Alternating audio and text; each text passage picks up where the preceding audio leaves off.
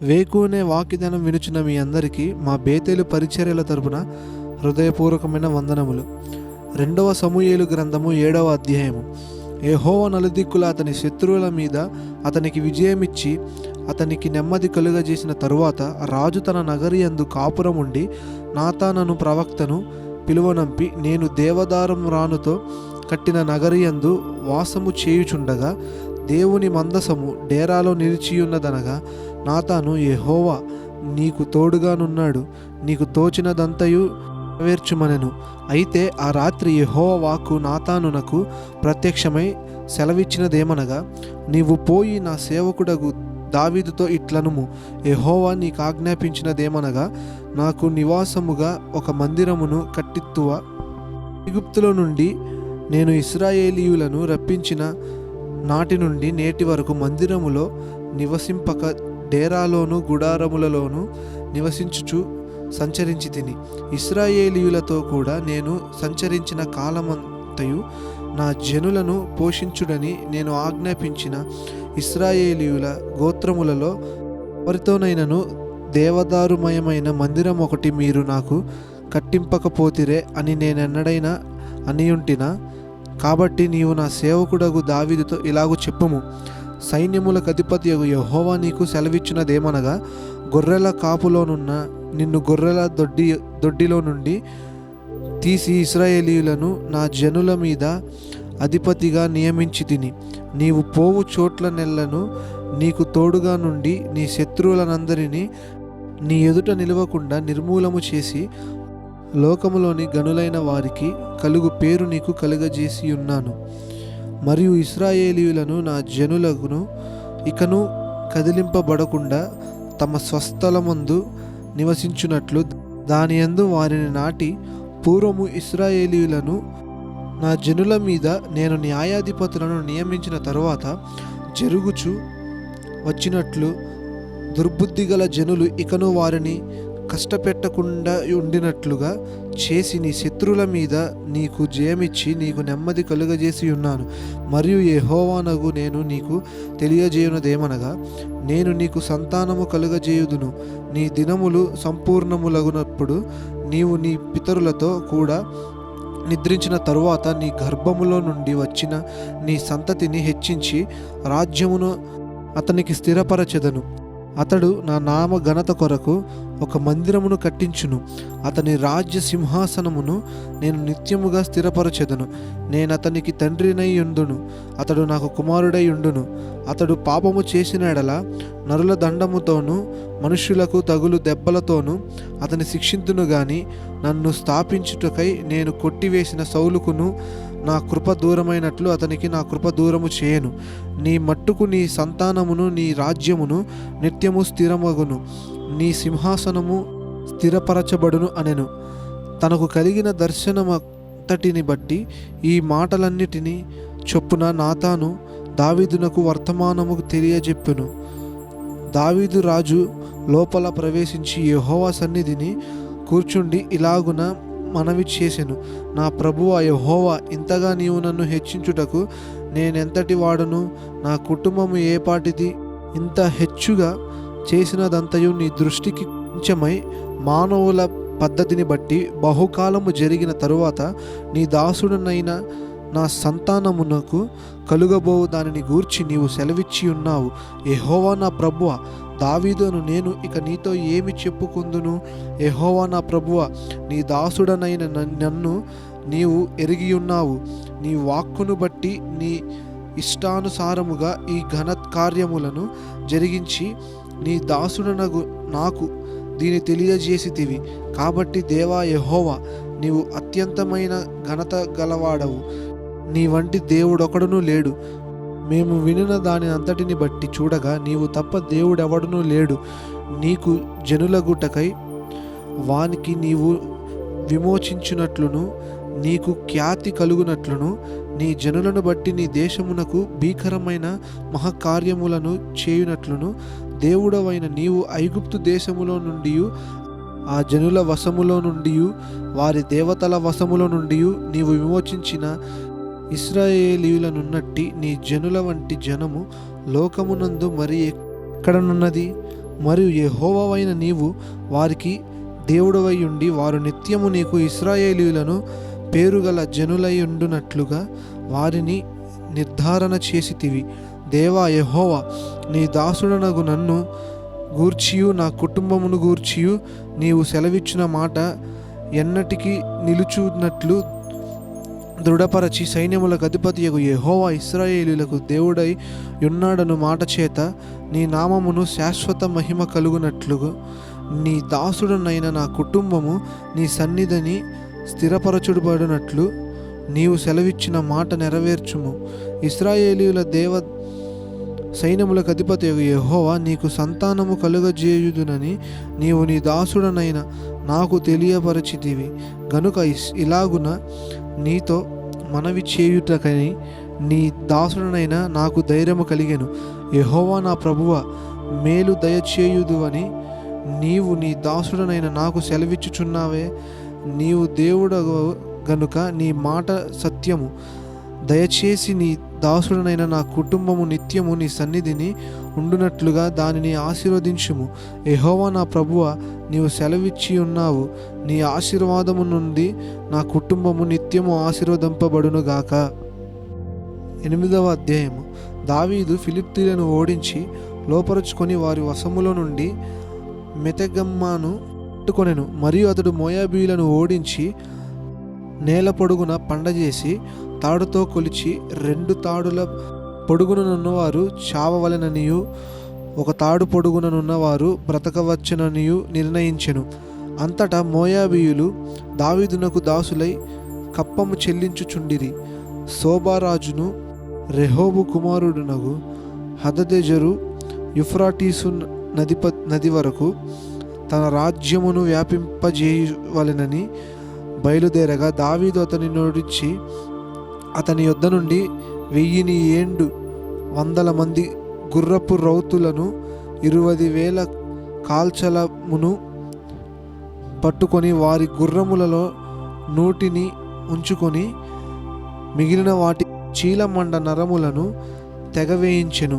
మరియు దమస్కులోనున్న సిరియానులో సోబారాజగు హదదెజరునకు సహాయము చేయరాగా దావీదు సిరియానులో 22,000 మందిని ఓడించి దమస్కు వంశములన్న సిరియా దేశమందు దండును ఉంచగా సిరియనులు దావీదునకు దాసులై కప్పము చెల్లించుచుండిరి. దావీదు ఎక్కడికి పోయినను యెహోవా అతనిని కాపాడుచుండెను. హదదెజరు సేవకులనుకున్న బంగారు దాళ్ళు దావీదు పట్టుకొని యెరూషలేమునకు తీసుకొని వచ్చెను. మరియు బెతహు బేరోతేయను హదదెజరు పట్టణములలో దావీదు రాజు విస్తారమైన ఇత్తడిని పట్టుకొనెను. దావీదు హదదెజరు దండు అంతయు ఓడించిన సమాచారము హమాతు రాజైన తోయికి వినబడెను. హదదెజరునకు తోయికిని యుద్ధములు జరుగుచుండెను గనుక దావీదు హదదెజరుతో యుద్ధము చేసి అతనిని ఓడించియుండుట తోయి విని తన కుమారుడగు ఎరాము చేతికి వెండి బంగారము ఇత్తడి వస్తువులను కానుకలుగా అప్పగించి కుశల ప్రశ్నలు అడిగి దావీదుతో కూడా సంతోషించుటకై అతనిని దావీదు నొద్దకు పంపెను. రాజైన దావీదు తాను జయించిన జనముల యొద్ద పట్టుకొని వెండి బంగారములతో వీటిని చేర్చి యెహోవాకు ప్రతిష్ఠించెను. వాటిని అతడు సిరియనుల యొద్ద నుండి, మోయాబీయుల యొద్ద నుండి, అమ్మోనీయుల యొద్ద నుండి, ఫిలిష్తీయుల యొద్ద నుండి, అమాలేకీయుల యొద్ద నుండి, రెహోబు కుమారుడగు హదదెజరు అను సోబారాజునొద్ద నుండి పట్టుకొని ఉండెను. దావీదు ఉప్పులోయలో సిరియనులకు 18,000 మందిని హతము చేసి తిరిగి రాగా అతని పేరు ప్రసిద్ధమాయను. మరియు ఏదోము దేశమందు అతడు దండు నుంచెను. ఏదోమీయులు దావీదునకు దాసులు కాగా ఏదోము దేశమంతటా అతడు కావలి దండించెను. దావీదు ఎక్కడికి పోయినను యెహోవా అతనిని కాపాడుచుండెను. దావీదు ఇశ్రాయేలీయుల మీద రాజై తన జనులనందరినీ నీతి న్యాయములను బట్టి చుండెను. సెరూయ కుమారుడగు యోబాబు సైన్యములకు అధిపతి అయ్యుండెను. అహీలూదు కుమారుడగు యెహోషాపాతు రాజ్యపు దస్తవేజుల మీద నుండెను. అహీటూబు కుమారుడగు సాదోకును అబ్యాతారు కుమారుడగు అహీమేలుకును యాజకులు. సెరాయి లేఖికుడు యెహోయా కుమారుడగును బెనాయ కెరేతీయులకును పెలేతీయులకును అధిపతి. దావీదు కుమారులు సభాముఖ్యులు. 9వ అధ్యాయము. యోనాతానును బట్టి నేను ఉపకారము చూపుటకు సౌలు కుటుంబంలో ఎవడైనా కలడాయని దావీదు అడిగెను. సౌలు కుటుంబమునకు సేవకుడగు సీబాయను ఒకడుండగా వారు అతనిని దావీదునొద్దకు పిలువనంపిరి. రాజు సీబావు నీవే గదా అని అడుగగా అతడు నీ దాసుడనైన నేనే సీబాను అనెను. రాజు యెహోవా నాకు దయచూపినట్లుగా నేను ఉపకారము చేయుటకు సౌలు కుటుంబములో ఎవడైనొకడు శేషించి ఉన్నాడాయని అతనిని నడుగగా సీబా యోనాతానుకు కుంటికాలు గల కుమారుడొకడున్నాడని రాజుతో మనవి చేసెను. అతడెక్కడ ఉన్నాడని రాజు అడిగగా సీబా చిత్తగించుము, అతడు లోదెబారులో అమ్మీయేలు కుమారుడగు మాకీరు ఇంటనున్నాడని రాజుతో అనెను. అప్పుడు రాజైన దావీదు మనుషులను పంపి లోదెబారులోనున్న అమ్మీయేలు కుమారుడగు మాకీరు ఇంట నుండి అతని రప్పించెను. సౌలు కుమారుడైన యోనాతానునకు పుట్టిన మెఫీబోషెతు దావీదునొద్దకు వచ్చి సాగిలపడి నమస్కారము చేయగా దావీదు మెఫీబోషెతు అని అతన్ని పిలిపించినప్పుడు అతడు చిత్తము నీ దాసుడనైన నేనున్నానెను.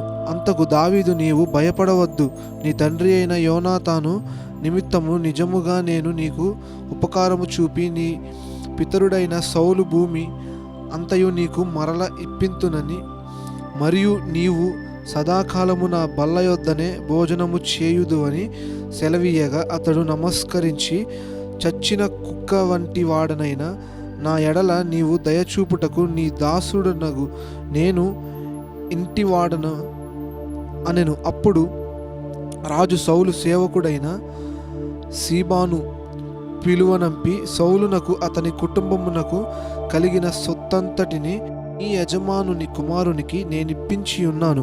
కాబట్టి నీవును నీ కుమారులను నీ దాసులను అతని కొరకు ఆ భూమిని సాగుబడి చేసి నీ యజమానుని కుమారునికి భోజనమునకై ఆహారము కలుగునట్లు నీవు దాని పంట తేవలెను. నీ యజమానుని కుమారుడైన మెఫీబోషెతు ఎల్లప్పుడూ నా బల్ల యొద్దనే భోజనము చేయునని సెలవిచ్చెను. ఈ సీబాకు 15 మంది కుమారులు 20 మంది దాసులను ఉండిరి. నా ఏలినవాడగు రాజు తన దాసునికిచ్చిన యాజ్ఞ అంతటి చొప్పున నీ దాసుడనైన నేను చేసేదనని సీబా రాజుతో చెప్పెను. కాగా మెఫీబోషెతు రాజు కుమారులతో ఒకడైనట్లుగా రాజు బల్ల యొద్దనే భోజనము చేయుచుండెను. మెఫీబోషెతునకు ఒక చిన్న కుమారుడుండెను, వాని పేరు మీకా. మరియు సీబా ఇంటిలో కాపురమున్నవారు మెఫీబోషెతునకు దాసులుగా ఉండిరి. మెఫీబోషెతు యెరూషలేములో కాపురముండి సదాకాలము రాజు బల్ల యొద్ద భోజనము చేయుచుండెను. అతని కాళ్ళు 2 కుంటివి. అధ్యాయం. పిమ్మట అమ్మోను రాజు మృతి నొందగా అతని కుమారుడగు హానూను అతని రాజ్యము నేలుచుండెను.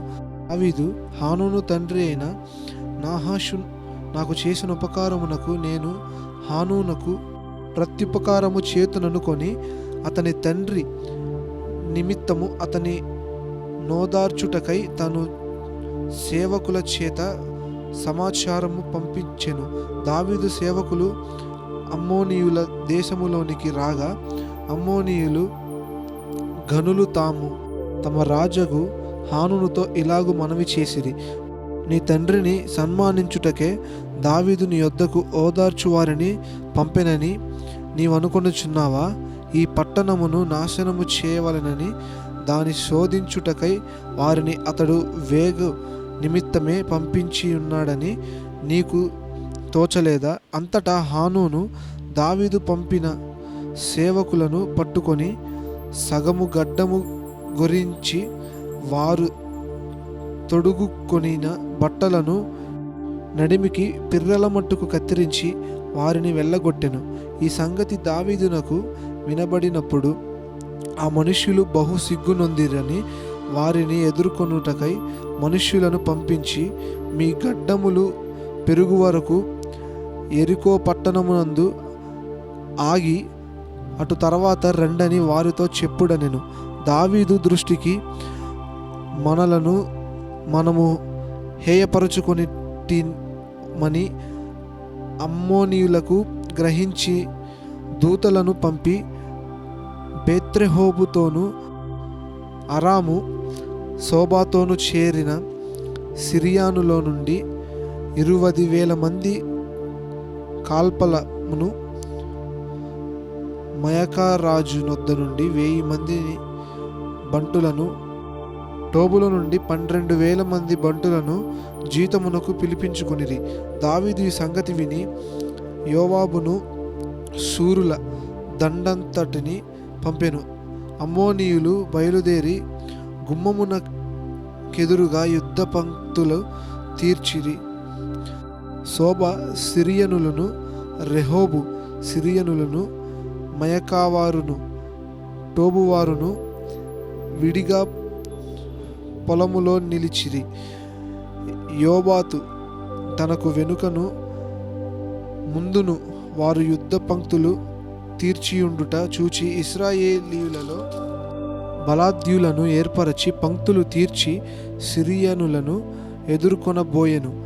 అమ్మోనీయులకు ఎదుర్కొనుటకై మిగిలిన వారిని తన సహోదరుడగు అబీషైకి అప్పగించి, సిరియానులు బలము నాకు మించిన ఎడల నీవు నన్ను అందుకొనవలెను, అమ్మోనీయుల బలము నీకు మించిన ఎడల నేను వచ్చి నిన్ను అందుకొననని చెప్పి అమ్మోనీయులను ఎదుర్కొనుటకై తన వారిని వ్యూహపరచెను. అప్పుడు ధైర్యము తెచ్చుకొమ్ము, మన జనులను మన దేవుని పట్టణములను తలంచుకొని ధైర్యము తెచ్చుకొందుము.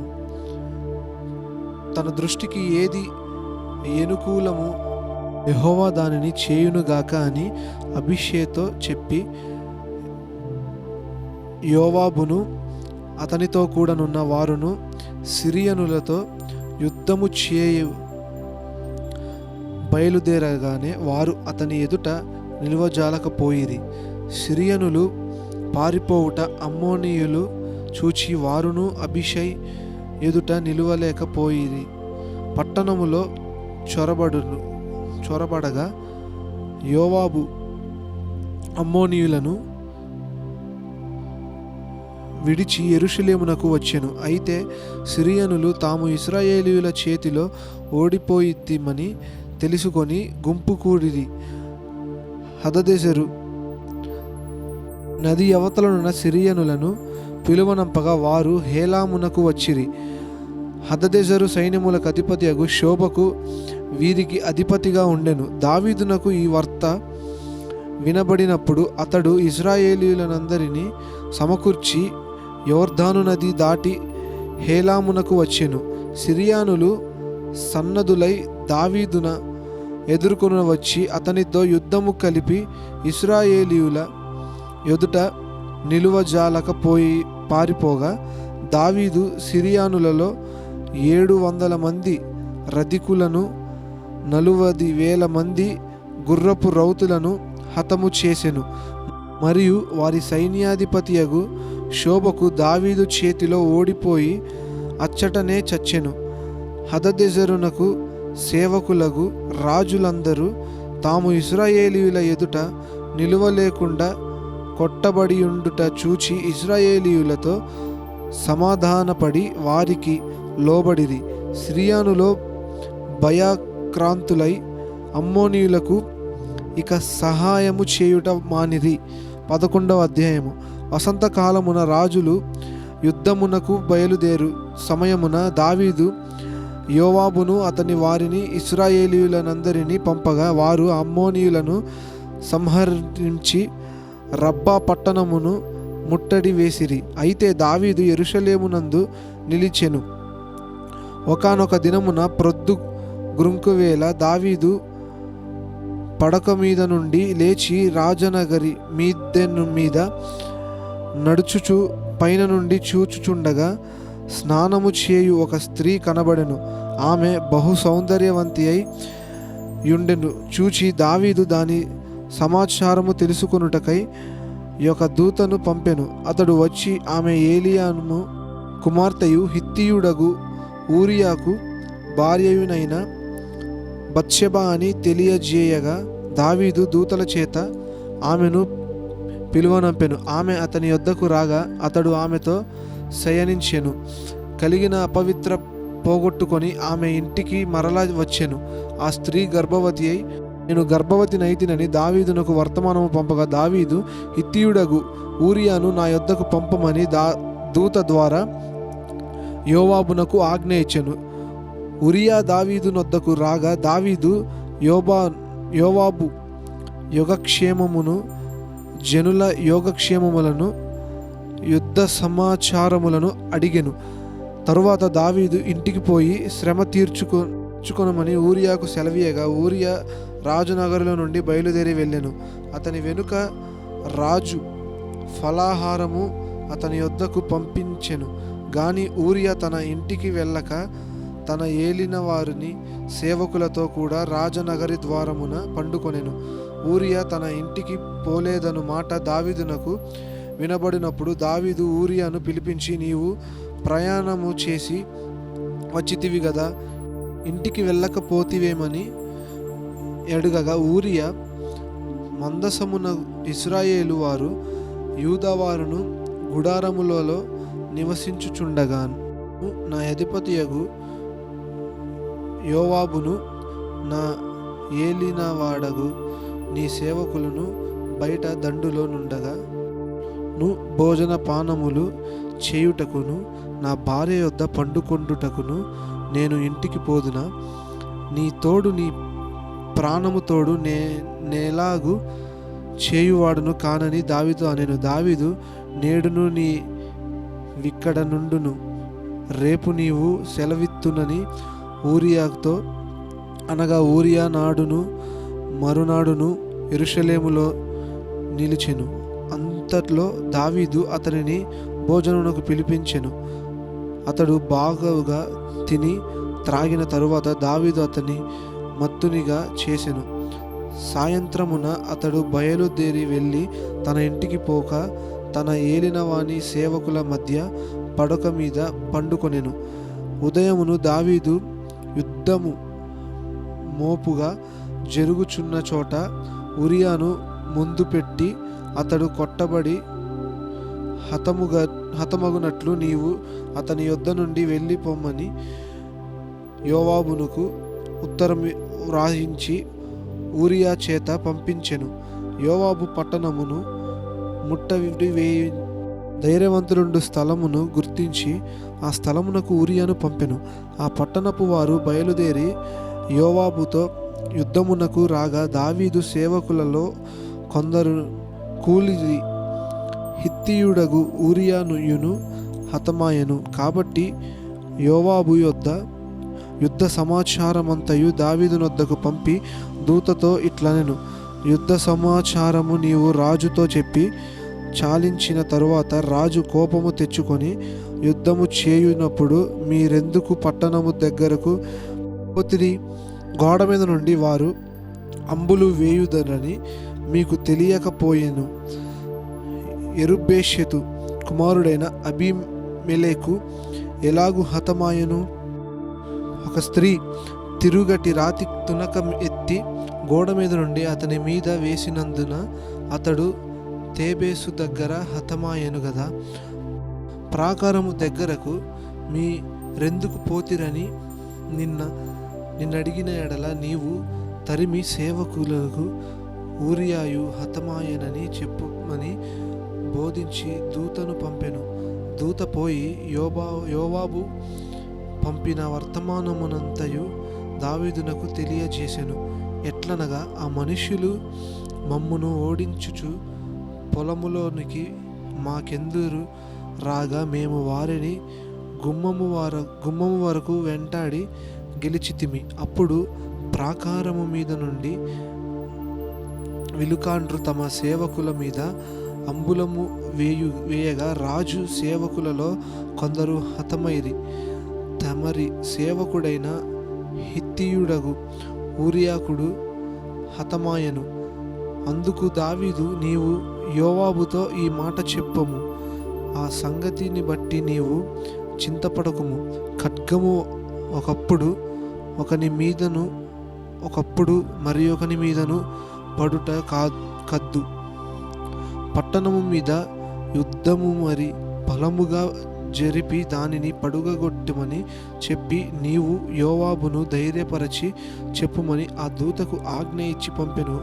ఊరియా భార్య తన భర్తయగు ఊరియా హతమైన సంగతి విని తన భర్త కొరకు అంగలార్చెను. అంగలార్పు కాలమున తీరిన తరువాత దావీదు దూతలను పంపి ఆమెను తన నగరికి తెప్పించుకొనగా ఆమె అతని భార్య అయి అతనికొక కుమారుని కనెను. అయితే దావీదు చేసినది యెహోవా దృష్టికి దుష్కార్యముగా ఉండెను. 12వ అధ్యాయము. కావున యెహోవా నాతానును దావీదును నొద్దకు పంపెను. అతడు వచ్చి దావీదుతో ఇట్లనెను, ఒకానొక పట్టణమందు ఇద్దరు మనుష్యులు ఉండిరి. ఒకడు ఐశ్వర్యవంతుడు, ఒకడు దరిద్రుడు. ఐశ్వర్యవంతుని విస్తారమైన గొడ్లను కలిగి ఉండెను. అయితే ఈ దరిద్రునికి తాను కొనుక్కొనిన ఒక చిన్న ఆడు గొర్రెపిల్ల తప్ప ఏమీ లేకపోయెను.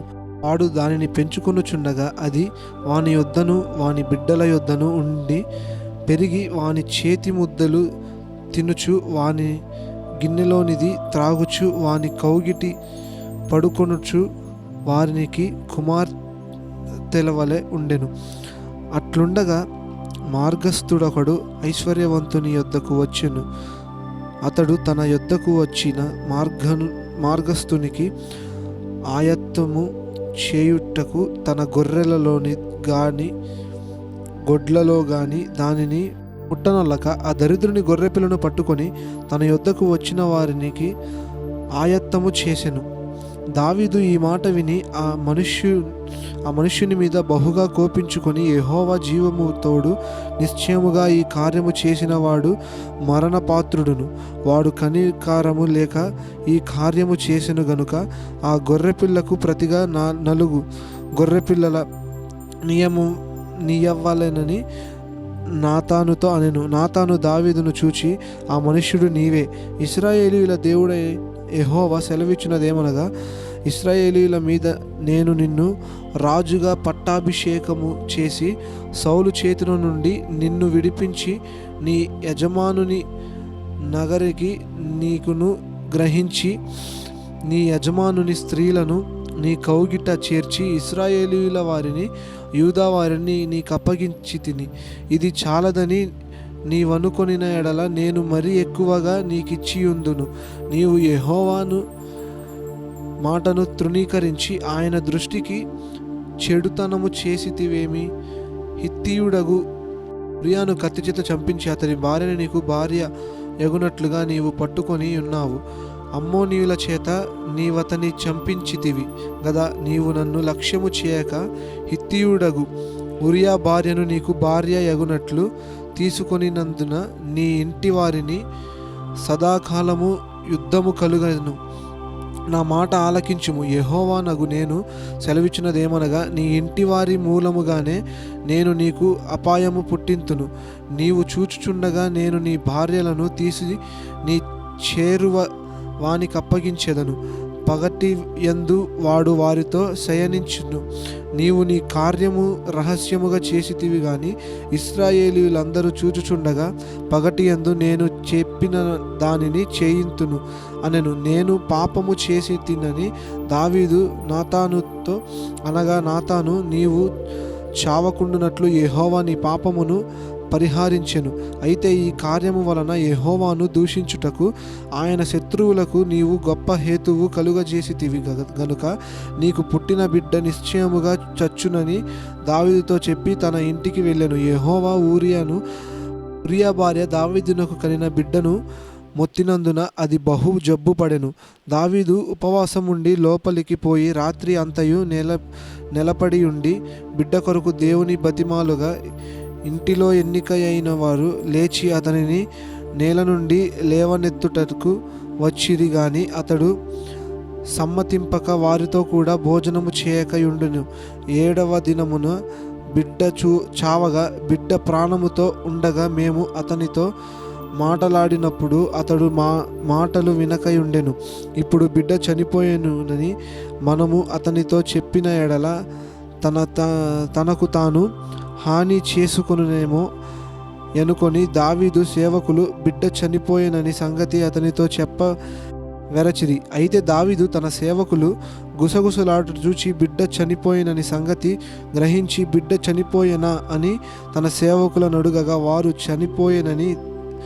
అప్పుడు దావీదు నేల నుండి లేచి స్నానము చేసి తైలము పూసుకొని వేరు వస్త్రములు ధరించి యెహోవా మందిరములో ప్రవేశించి మ్రొక్కి తన ఇంటికి తిరిగి వచ్చి భోజనము తెమ్మనగా వారు వడ్డించిరి. అప్పుడు అతడు భోజనము చేసెను.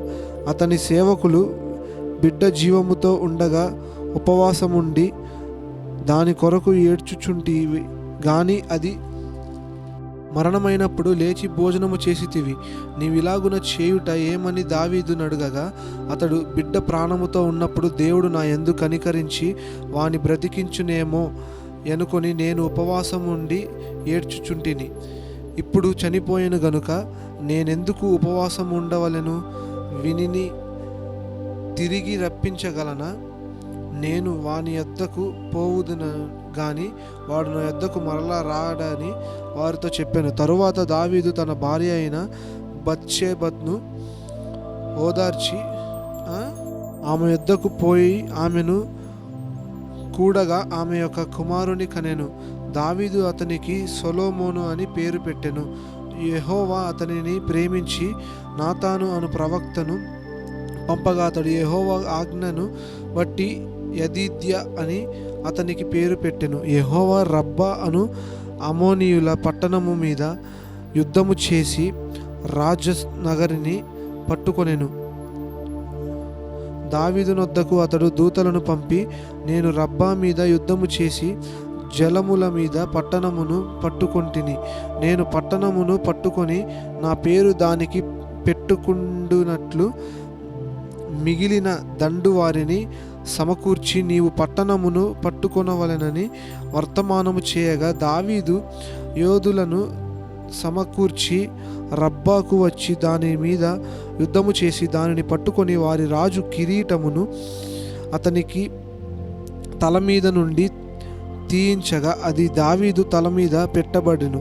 అది విలువగల రత్నములు చెక్కినదై 2 బంగారు మనుగులంత ఎత్తుండెను.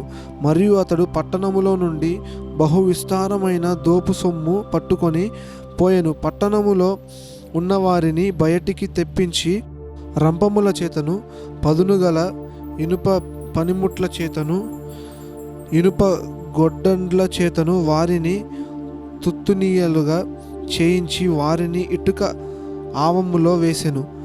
ఆమోనీయుల పట్టణములన్నిటినీ అతడు ఇలాగు చేసెను. ఆ తరువాత దావీదు జనులందరూ తిరిగి యెరూషలేమునకు వచ్చిరి. అపోస్తుల కార్యములు 5వ అధ్యాయము. అననీయ అను ఒక మనుష్యుడు తన భార్య అయిన సప్పీరాతో ఏకమై పోలుమయ్యెను. భార్య ఎరుకనే వాడు దాని వెలలో కొంత దాచుకొని కొంత తెచ్చి అపోస్తుల పాదముల యొద్ద పెట్టెను. అప్పుడు పేతురు, అననీయ, నీ భూమి వెలలో కొంత దాచుకొని పరిశుద్ధాత్మను మోసపుచ్చుటకు సాతాను ఎందుకు నీ హృదయమును ప్రేరేపించెను? అది నీ యొద్ద ఉన్నప్పుడు నీదే గదా. అమ్మిన పిమ్మట అది నీ వశమై ఉండలేదా? ఎందుకు ఈ సంగతి నీ హృదయములో ఉద్దేశించుకొను? నీవు మనుష్యులతో కాదు దేవునితోనే అబద్ధమాడితేవని వానితో చెప్పెను. అననీయ ఈ మాటలు వినుచునే పడి ప్రాణము విడివగా వినిన వారి కందరికి మిగుల భయము కలిగెను. అప్పుడు పడుచువారు లేచి వారిని బట్టలతో చుట్టి మోసుకొని పోయి పాతిపెట్టిరి. ఇంచుమించు 3 గంటల సేపటికి వాని భార్య జరిగినది ఎరుగక లోపలికి వచ్చెను. అప్పుడు పేతురు, మీరు ఆ భూమిని ఇంతకే అమ్మితిరా, నాతో చెప్పుమని ఆమెను అడిగెను. అందుకు ఆమె, అప్పుడు ఇంకెంతకు అని చెప్పెను. అందుకు పేతురు, ప్రభువు యొక్క ఆత్మను శోధించుటకు మీరెందుకు ఏకీభవించితిరి? ఇదిగో నీ పెనిమిటిని పాతిపెట్టిన వారి పాదములు వాకిటనే ఉన్నవి, వారు నిన్నును మోసుకొని పోవుదని ఆమెతో చెప్పెను. వెంటనే ఆమె అతని పాదముల యొద్ద పడి ప్రాణము విడిచెను. ఆ పడుచువారు లోపలికి వచ్చి ఆమె చనిపోయినది చూచి ఆమెను మోసుకొని పోయి ఆమె పెనిమిటి యొద్ద పాతిపెట్టిరి. సంఘమంతటికిని సంగతులు వినిన వారికి అందరికీ మిగుల భయము కలిగెను. ప్రజల మధ్య అనేకమైన సూచక క్రియలను మహత్కార్యములను అపోస్తుల చేత చేయబడుచుండెను. మరియు వారందరూ ఏక మనస్కులై సొలొమోను మంటపములో ఉండిరి. కడము వారిలో ఎవడును వారితో కలుసుకొనుటకు తెగింపలేదు గాని ప్రజలు వారిని గణపరచుచుండిరి. పురుషులను స్త్రీలను అనేకులు మరి ఎక్కువగా విశ్వాసులై ప్రభువు పక్షమున చేర్చబడిరి. అందుచేత పేతురు వచ్చుచుండగానే జనులు రోగులను వీధులలోకి తెచ్చి వారిలో ఎవని మీదనైనను అతని నీడయైనను పడవలెనని మంచము మీదను పరుపుల మీదను వారిని ఉంచిరి. మరియు యెరూషలేము చుట్టూ నుండి పట్టణముల జనులు రోగులను అపవిత్రాత్మల చేతను పీడింపబడిన వారిని మోసుకొని కూడి వచ్చిరి. వారందరూ స్వస్థత పొందిరి. ప్రధాన యాజకుడును అతనితో కూడా ఉన్నవారందరూ అనగా సద్దుకయ్యుల తెగవారు లేచి మత్సరముతో నిండుకొని అపోస్తులను బలాత్కారముగా పట్టుకొని పట్టణపు చెరసాలలో ఉంచిరి. అయితే ప్రభువు దూత రాత్రివేళ ఆ చెరసాలను తలుపులు తీసి వారిని వెలుపలికి తీసుకొని వచ్చి, మీరు వెళ్ళి దేవాలయములో నిలువబడి ఈ జీవమును గూర్చిన మాటలన్నీ ప్రజలతో చెప్పుడని వారితో అనెను. వారా మాట విని తెల్లవారగానే దేవాలయములోనికి వెళ్ళి బోధించుచుండిరి. ప్రధాన యాజకుడును అతనితో కూడా నున్నవారును వచ్చి మహాసభ వారిని ఇశ్రాయేలీయుల పెద్దలనందరినీ పిలువనంపించిరి. వారిని తోడుకొని రండని బంట్రౌతులను చెరసాలకు పంపిరి.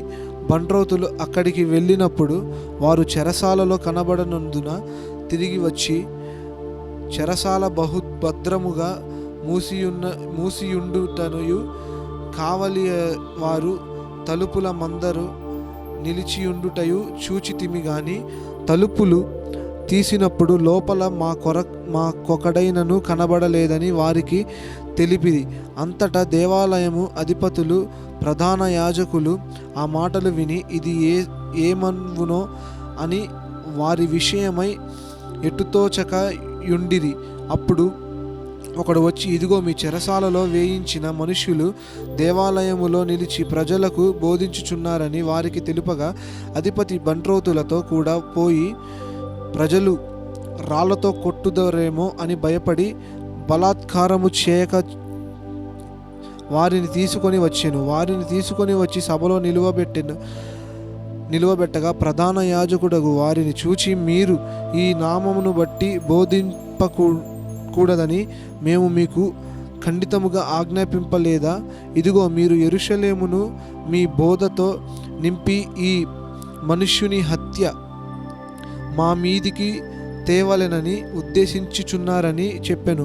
అందుకు పేతురును అపోస్తులను, మనుష్యులకు కాదు దేవునికే మేము లోబడవలను గదా. మీరు రానున వ్రేలాడ వేసి సంహరించిన యేసును మన పితరుల దేవుడు లేపెను. ఇశ్రాయేలునకు మారు మనస్సును పాపక్షమాపణను దయచేయుటకై దేవుడాయనను అధిపతిని గాను రక్షకుని గాను తన దక్షిణ హస్త బలము చేత హెచ్చించి ఉన్నాడు. మేమును దేవుడు తనకు విధేయులైన వారికి అనుగ్రహించిన పరిశుద్ధాత్మయు ఈ సంగతులకు సాక్షులై ఉన్నారని చెప్పిరి.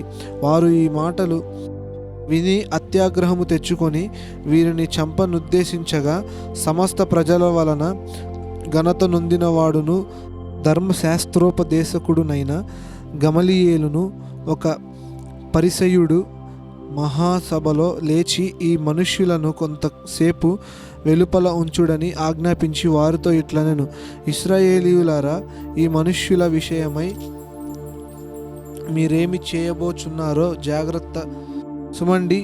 ఈ దినములకు మునుపు దూద లేచి తానొక గొప్పవాడనని చెప్పుకొనెను. ఇంచుమించు 300 మంది మనుష్యులు వానితో కలిసి కొనిరి. వాడు చంపబడెను. వానికి లోబడిన వారందరూ చెదరి వ్యర్థులైరి.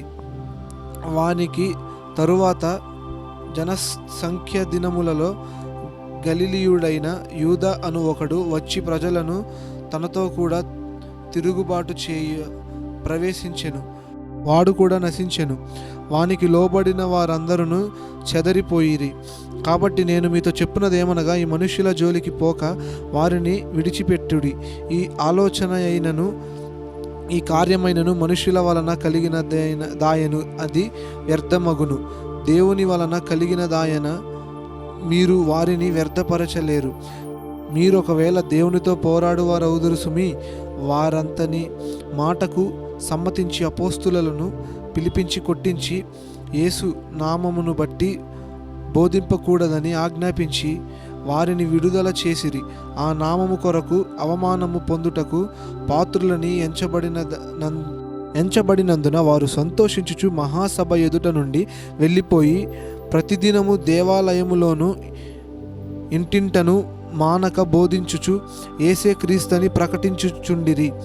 6వ అధ్యాయం. ఆ దినములలో శిష్యుల సంఖ్య విస్తరించుచున్నప్పుడు అనుదిన పరిచర్యలో తమలోని విధవరాండ్రను చిన్నచూపు చూచిరని హెబ్రీయుల మీద గ్రీకు భాష మాట్లాడు యూదులు సనుగుసాగిరి.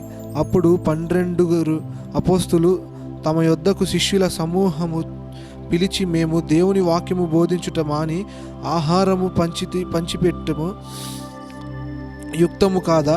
కాబట్టి సహోదరులారా, ఆత్మతోనూ జ్ఞానముతోనూ నిండుకొని మంచి పేరు పొందిన 7 మనుష్యులను మీలో ఏర్పరచుకొనుడి. మేము వారిని ఈ పనికి నియమింతుము.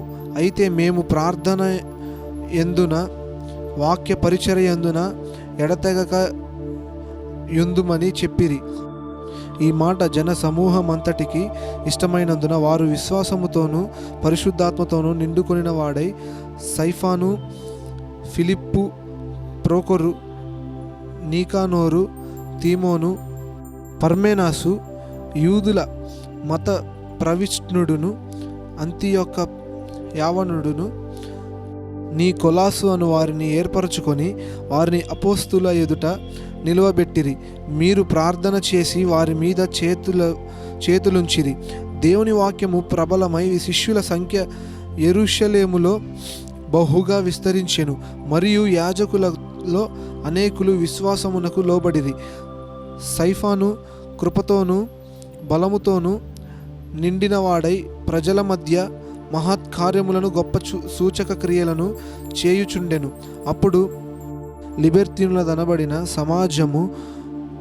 సమాజములోను, కురేనీయుల సమాజములోను, అలెగ్జంద్రియల సమాజములోను, కిలికియ నుండి ఆసియా నుండి వచ్చిన వారిలోను కొందరు వచ్చి స్టెఫనుతో తర్కించిరి. గాని మాటలాడుటయందు అతడు అగపరచిన జ్ఞానమును అతనిని ప్రేరేపించిన ఆత్మను వారెదిరించలేకపోయిరి.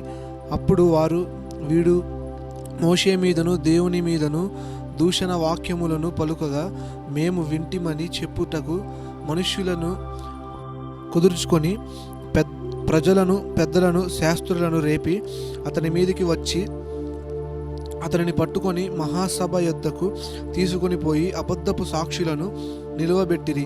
వారు, ఈ మనుష్యుడెప్పుడును ఈ పరిశుద్ధ స్థలమునకును మన ధర్మశాస్త్రమునకును విరోధముగా మాటలాడుచున్నాడు. ఈ నజరేయుడైన యేసు ఈ చోటును పాడు చేసి మోషే మనకిచ్చిన ఆచారములను మార్చునని వీడు చెప్పగా మేము వింటుమనిది. సభలో కూర్చున్న వారందరూ అతని వైపు తేరి చూడగా అతని ముఖము దేవదూత ముఖము వలె వారికి కనబడెను.